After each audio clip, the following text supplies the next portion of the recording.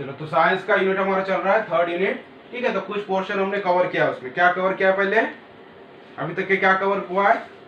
Third unit क्या हमारा, chemical reactions. ठीक है, तो क्या क्या हमने कवर किया इसमें, केमिकल रिएक्शन की डेफिनेशन, केमिकल रिएक्शन क्या होता है, केमिकल चेंज क्या होता है, फिजिकल चेंज क्या होता है, फिर केमिकल रिएक्शन जब भी होती है तो केमिकल चेंज होता है हमने देखा, और केमिकल रिएक्शन को रिप्रेजेंट करने के लिए हम क्या यूज करते हैं, केमिकल इक्वेशन यूज करते हैं। ठीक है, उसको रिप्रेजेंट करने के लिए फिर केमिकल इक्वेशन लिखने के रूल्स हमने पढ़े, क्या क्या रूल्स होते हैं, क्या रूल्स हमें फॉलो करना है केमिकल इक्वेशन लिखते वक्त, और फिर बैलेंसिंग द केमिकल इक्वेशन। तो यहां तक हमारा हो चुका। अभी नेक्स्ट टॉपिक आता है टाइप्स ऑफ केमिकल रिएक्शंस। तो यहाँ इस साल में टाइप कौन से बेस के ऊपर है, कितने रिएक्टेंट कितने प्रोडक्ट बन रहे हैं और नेचर क्या है, इसके ऊपर। ठीक है, तो 4 टाइप्स है केमिकल रिएक्शंस के जो हम पढ़ने वाले। कौन कौन से 4 टाइप्स है, एक तो है कॉम्बिनेशन रिएक्शन, दूसरी है डिकम्पोजिशन रिएक्शन, उसके बाद में displacement reaction and double displacement. तो इस तरह से 4 टाइप्स की रिएक्शन हम पढ़ने वाले हैं। उसमें से पहला है कॉम्बिनेशन रिएक्शन। अब देखो कॉम्बिनेशन रिएक्शन नाम से हमें कुछ पता चलता है, कॉम्बिनेशन मींस कंबाइन होना।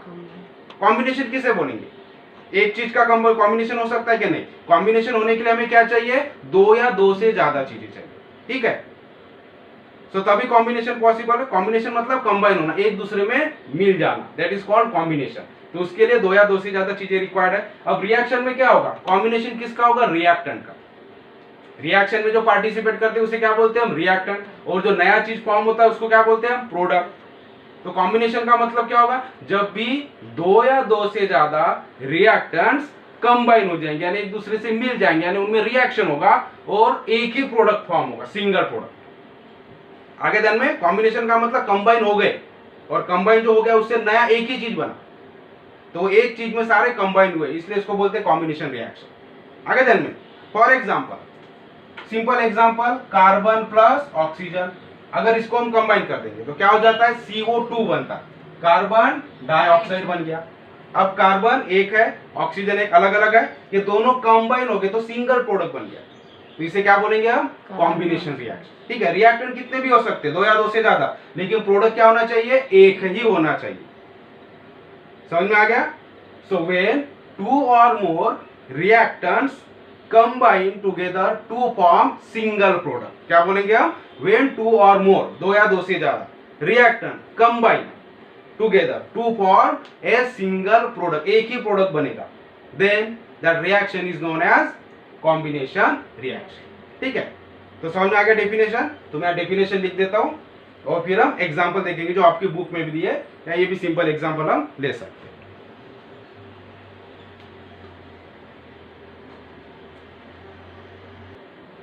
ठीक है, तो हमारा डेफिनेशन क्या हो गया कॉम्बिनेशन रिएक्शन का, when 2 or more reactants combine in a reaction. आगे ध्यान में, कॉम्बिनेशन रिएक्शन है 2 या 2 से ज्यादा रिएक्टेंट कंबाइन हो रहे, इसलिए हमने लिखा when 2 or more reactants combine in a reaction to form a single product. ये हमेशा ध्यान में रखना, सिंगल, एक ही प्रोडक्ट बनना चाहिए, उसी को बोले हम कॉम्बिनेशन रिएक्शन। सो 2 या 2 से ज्यादा रिएक्टेंट मिलके एक प्रोडक्ट बनना, ऐसी रिएक्शन को बोलेंगे हम combination reaction. When 2 or more reactants combine in a reaction to form a single product, it is called combination reaction. For example, अब देखो आपके बुक में जो एग्जांपल दिया है, बहुत सारे एग्जांपल इसके, लेकिन आपकी बुक में जो है वो हम डिस्कस करेंगे। सो एग्जांपल 1 दिया है अमोनिया NH3, इसका रिएक्शन गैसियस फॉर्म में, इसका रिएक्शन HCl के साथ में हम करेंगे, वो भी गैसियस फॉर्म में, हाइड्रोजन क्लोराइड HCl, इसको हाइड्रोक्लोरिक एसिड भी बोलते हैं, या हाइड्रोजन क्लोराइड। तो दोनों का कॉम्बिनेशन होके, दोनों में रिएक्शन होके क्या बन रहा है, सिंगल प्रोडक्ट बन रहा है, कौन सा, NH4Cl, मतलब अमोनियम क्लोराइड। तो एक एग्जांपल हम दे सकते हैं कॉम्बिनेशन रिएक्शन का। अब ये कैसे होता है, तो एक्टिविटी आपकी बुक में दिया हुआ है। ठीक है, सो क्या है एक्टिविटी, देखो सबसे पहले हमें क्या करना है, ये दोनों की रिएक्शन करने के लिए HCl लेना है। So take a small amount of hydrochloric acid in a test tube. तो टेस्ट ट्यूब में हमें क्या लेना है, small amount of hydrochloric acid, मतलब HCl। एक टेस्ट ट्यूब में हमने HCl ले लिया, फिर उसे क्या करेंगे, टेस्ट ट्यूब को हम हीट करेंगे। Heat the test tube, test tube को हम हीट कर रहे हैं। Dip glass rod in ammonia solution and hold on the top of the test tube. ठीक है, तो एक टेस्ट ट्यूब लिया हमने, वो टेस्ट ट्यूब में हम क्या कर रहे हैं, HCl लिया थोड़ा सा और उसको हीट किया, और एक ग्लास रॉड लेना। ग्लास रॉड सबको पता है, हमारे लैब में होती है। ठीक है, रॉड होता है जो ग्लास का बना, वो ग्लास रॉड को हमें अमोनिया के सॉल्यूशन में डीप करना है, डुबोना, और उसको निकालना है। और वो जो टेस्ट ट्यूब हमने हीट किया हुआ जिसमें हाइड्रोक्लोरिक एसिड है, अब वो हाइड्रोक्लोरिक एसिड से क्या निकल रहा है, वेपर्स निकल रहे हैं। तो टेस्ट ट्यूब के माउथ के ऊपर ये ग्लास रॉड को हमें लेके जाना है, ठीक है। Hold on the top of the test tube, आगे ध्यान में, तो टेस्ट रॉड के ऊपर क्या लगा है, मान लो ये रॉड है, ठीक है, ये रॉड है और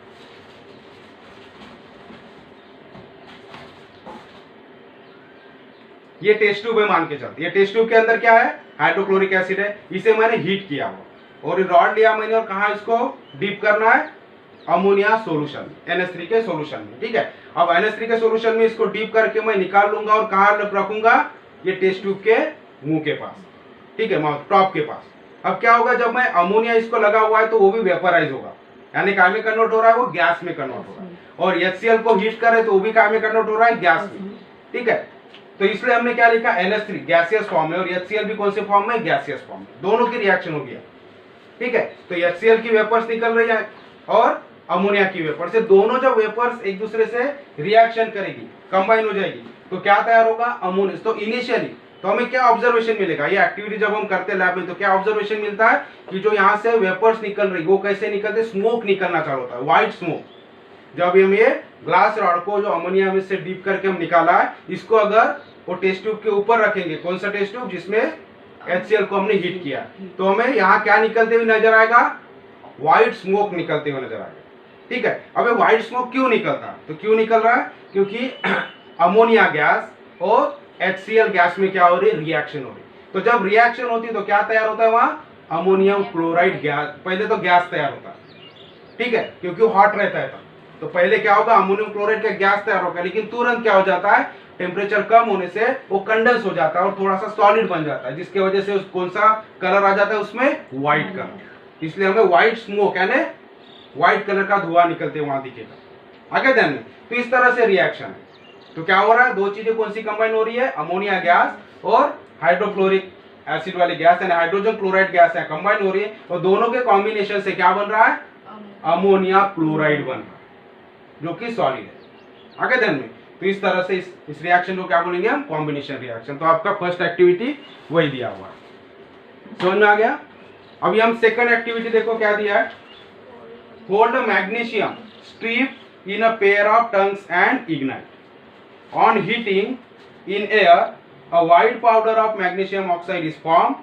The reaction can be written in the form of equation as below. तो हम सेकंड एग्जांपल इसका ले सकते हैं, ठीक है। तो सेकंड एग्जांपल क्या होगा कॉम्बिनेशन रिएक्शन का, किसकी रिएक्शन दिया हुआ है, मैग्नीशियम की। सो Mg प्लस O2, तो ये होता है 2MgO। इसको बैलेंस करने के लिए हमने Mg को लगा दिया है 2, ठीक है, बैलेंसिंग द इक्वेशन में।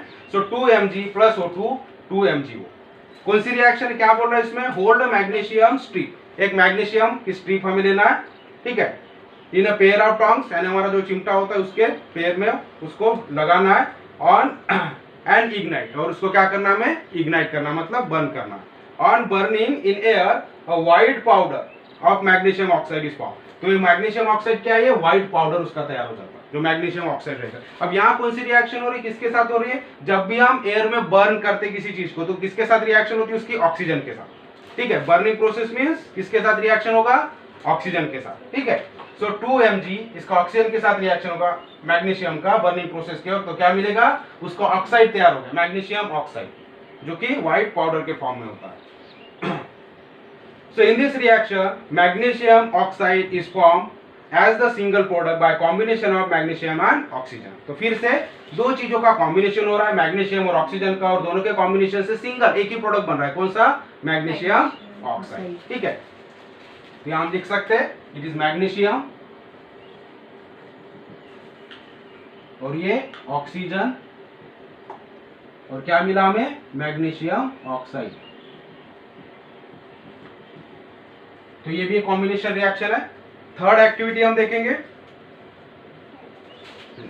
क्या, take water in a beaker up to half of its capacity, ठीक है, एक बीकर लेना है, take a water in a beaker, तो हाफ कैपेसिटी तक वाटर लेना हमें, add a few pieces of slaked lime, ठीक है, उसमें स्लैक लाइम के कुछ पीसेस हमें डाल देना है। Slack lime means calcium oxide, CaO, calcium hydroxide is formed by combination of calcium oxide and water with generation of large amount of heat. तो ये प्रोसेस में हमें क्या फाइंड होगा, एक बीकर में हमने वाटर ले लिया और उसमें कुछ स्लैक लाइम डाल दिया। हमने क्या किया, बीकर में वाटर में स्लैक लाइम यानी कैल्शियम ऑक्साइड डाल दिया। तो किसमें रिएक्शन होगा, वाटर और कैल्शियम ऑक्साइड की रिएक्शन हो गई और क्या बनेगा उससे, कैल्शियम हाइड्रोक्साइड तैयार हो जाएगा। ठीक है, विद हीट। हीट मतलब वो जो वाटर है, वो जो सॉल्यूशन बनेगा वो कैसा होगा, उसका टेम्परेचर ज्यादा होगा, मतलब इसका मतलब हीट वहां जनरेट हो रही है। ठीक है, तो थर्ड रिएक्शन किसकी हो रही, रिएक्शन वाटर में हम क्या डाल रहे हैं, स्लैक लाइम मतलब कैल्शियम ऑक्साइड। तो कैल्शियम ऑक्साइड यानी CaO किसके साथ रिएक्शन करेगा, वाटर के साथ, H2O के साथ, और क्या फॉर्म होगा, कैल्शियम हाइड्रोक्साइड प्लस हीट यहां जनरेट होगी। ठीक है, गर्म हो जाएगा सॉल्यूशन।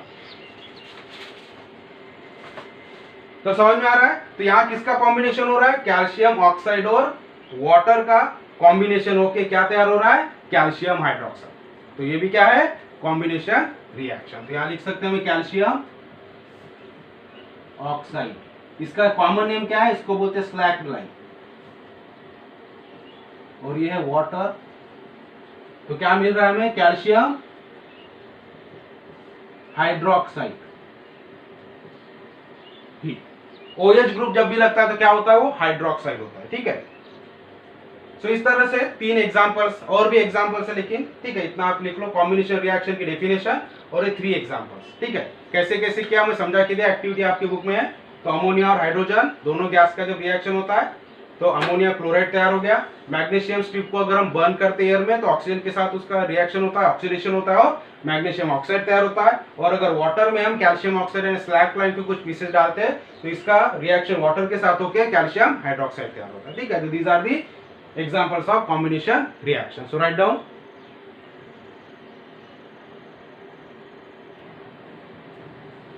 ठीक है, तो आपको नोट कर लेना है types of chemical reaction, first है कॉम्बिनेशन रिएक्शन, उसके डेफिनेशन और एग्जांपल्स। अब देखो आपको यूज और ब्रेन पावर, वहां क्वेश्चन पूछे कुछ, क्या first question, what is the number of reactants in each of the above reactions. ठीक है, 3 जो रिएक्शन दिया इसमें, what is the number of reactant, कितने रिएक्टेंट है आपको पूछा है।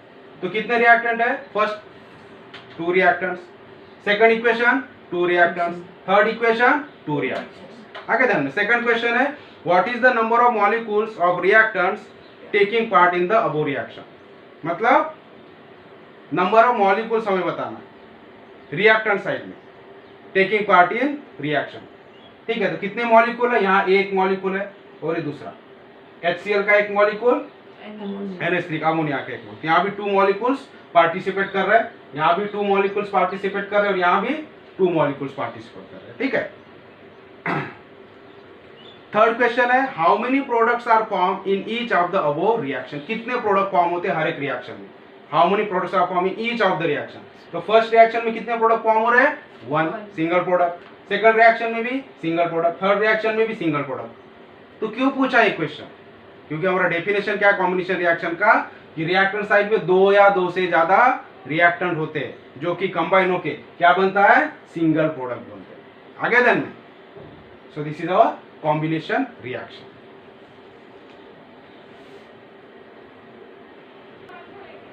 ठीक है, एक दो और एग्जांपल ले लेते, 3 एग्जांपल आपकी बुक में थे हमने जो देखा। मान लो फोर्थ एग्जांपल और किसकी रिएक्शन लेंगे, आयरन और सल्फर की। ठीक है, तो आयरन और सल्फर को जब हम मिक्स करते हैं तो वो कंबाइन होकर क्या बनता है, आयरन सल्फाइड बनता है। ठीक है, सो व्हेन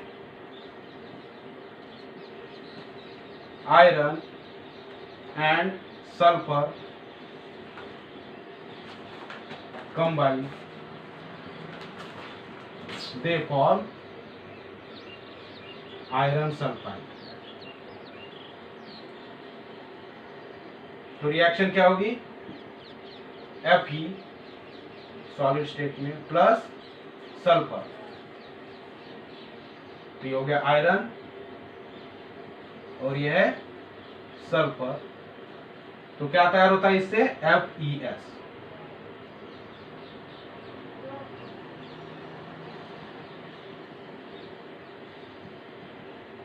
आयरन सल्फाइड। ठीक है,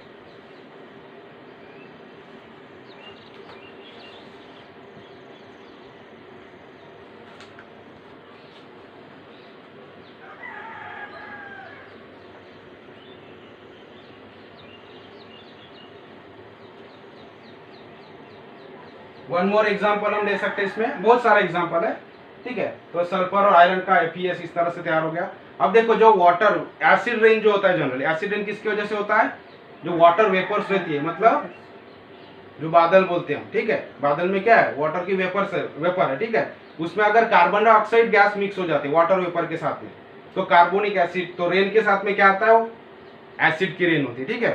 तो that is called acid rain. Acid गिरता है तो एसिड कौन सा बनता है, वो कार्बोनिक एसिड बनता है। तो उसके हम रिएक्शन लिख सकते हैं, H2O plus CO2, it gives H2CO3।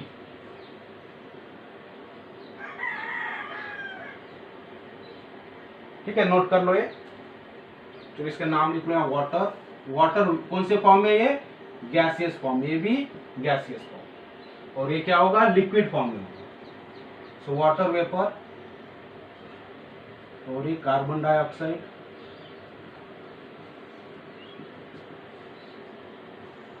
और ये कार्बोनिक एसिड।